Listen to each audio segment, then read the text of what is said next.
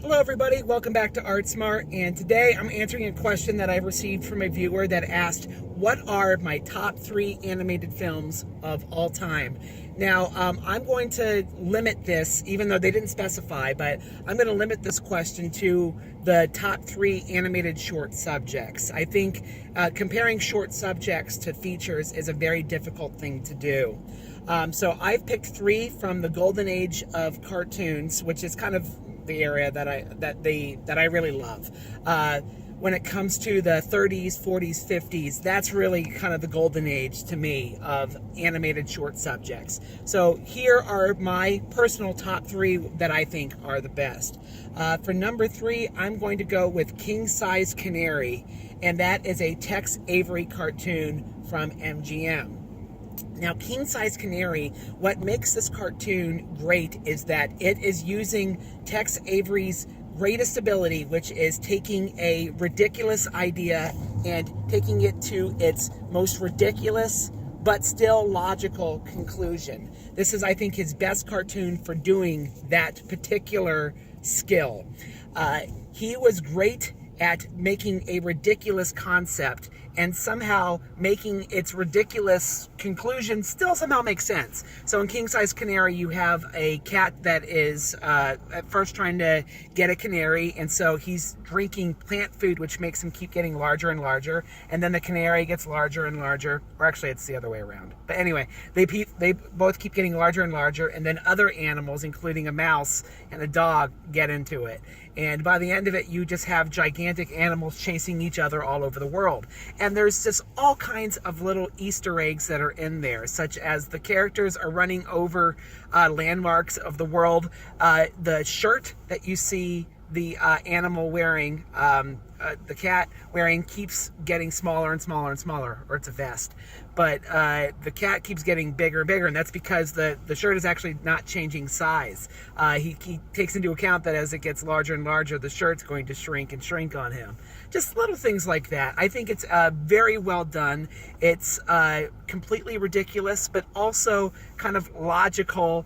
How they get to their conclusion. And the conclusion is they're standing on top of the world and they look down and go, oh, there's no more plant food. There's nowhere else to go. Cartoon's over. See you, everybody.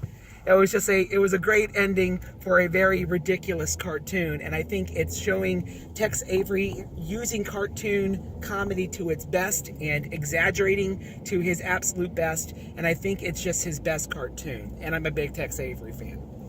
Second, I would go with the band concert from Disney. Why do I think this is such a great cartoon? It is because I think all the things that Disney did great are packed into this little cartoon from 1935. You have musical gags with Mickey leading the orchestra and the William Tell Overture, just really making all kinds of great gags of them kind of being picked up by the tornado and being thrown around, and they keep playing their song as they go along. It's really well done. I think Donald with his what is it, a little flute or something, that was really well done, as great personality gags with him kind of fighting the bee and trying to play music. I think this is a good Goofy short, because you see just a couple moments of Goofy trying to play along with the music, and of course he's screwing it up all over the place. And in general, it is just really well timed. It kind of builds slowly from the beginning to this crescendo where it's just manic energy by the end. And I really think that all of the things that Disney does well, having tension, having musical gags, having personality to their characters, it's all crammed into this little short.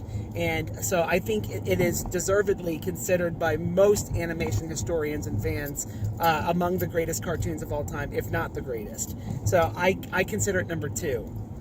Number 1, I personally feel that One Froggy Evening from Chuck Jones and Warner Brothers is the greatest short subject of all time. I realize that a lot of people back with the 50 greatest cartoons back in the 1990s when that book was made, What's Opera Doc took number 1 over One Froggy Evening, but I personally think One Froggy Evening is just a masterpiece, and it's the better short. I think it is wonderful, the psychology that goes into it, just watching the man slowly go insane as this frog is just choosing these inopportune moments to sing or not sing.